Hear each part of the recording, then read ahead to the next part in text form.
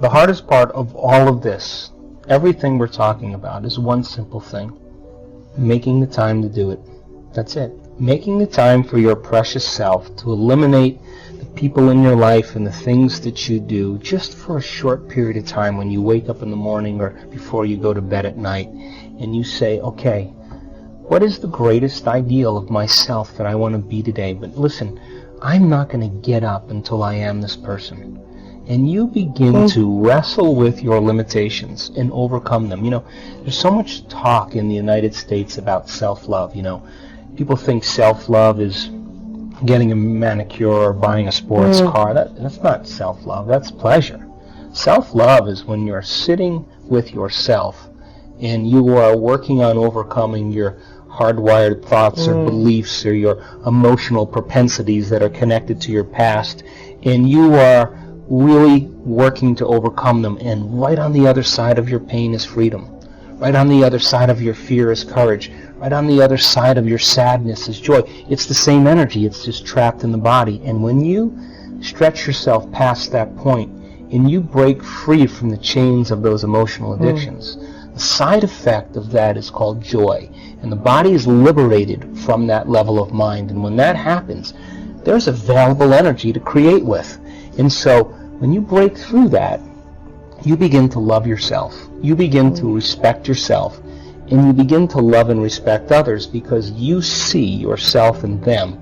And now that you're free from it, you can understand them with compassion without knee-jerking in the same way. So the difficulty here is really making the time to do it. And if you began to think about a new way of being and you moved into a state where you said, I'm not going to get up until I am this person, and not only did you memorize it neurologically in your brain, but you allowed the thoughts that you were thinking to become the experience to the point that your body, as the unconscious mind, began to live in that future reality in the present moment.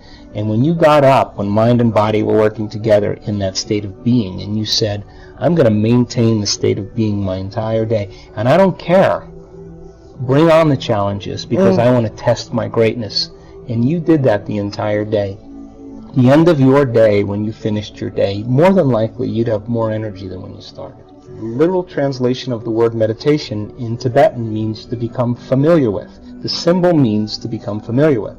So if you're becoming conscious of or familiar with your unconscious self, to the point you're so conscious of your unconscious thoughts, so familiar with your unconscious habits, and so aware of your emotions that you would never let them go by unnoticed by you, there's no chance for you to return back to the old self, to know thyself.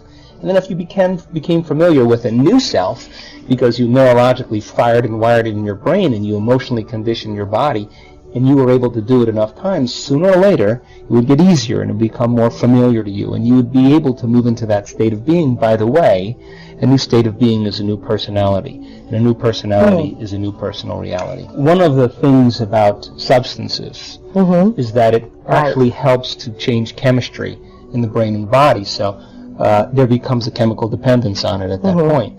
But the person who wants to change has to want to change. That's the first element. In other words, no one can make you change, but you have to find it in you to really see if this is what you want to do. And I've studied people over the last 12 years. Why is it that one person, an old-timer, can look at his x-rays and see a spot on his lungs, and the doctor will say to him, hey, George, that's a spot on your lungs. It's nothing now, but if you keep smoking, it will be.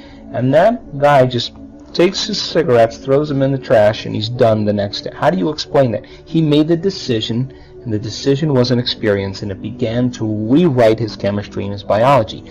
Hey, how can a person who moves into a state of religious ecstasy, a state of absolute faith, drink strychnine and not get poisoned by it? It's a decision. Wow. It's an energetic decision. It's how powerful the mind really is. Well, so people then who actually want to make the decision to change have to make the decision with firm intention.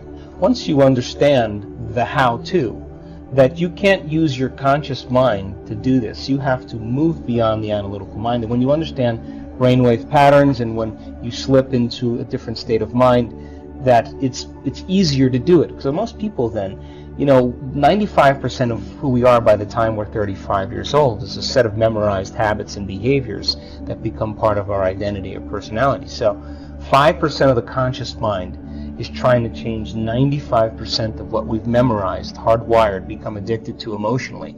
So the person may want to think positively, but they've been feeling negatively and oiling those programs for the last 25 years. They might want a new life with new conditions, and as they use their conscious mind to focus on that, their subconscious mind, they've been programmed to feel guilty. That's mind and body in opposition. We have to begin to recondition the body to a new mind. So change isn't hard. It's just that you got to get the manual to understand how to begin to unlearn and relearn, to break the habit of the old self and reinvent a new self.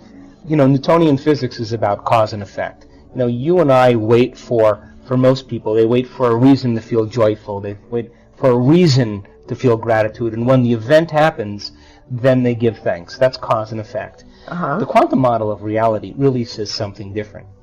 The quantum model of reality says you have to change your mind and body, thoughts and feelings ahead of the actual event, so your brain and body are physically changed to look like it's already happened.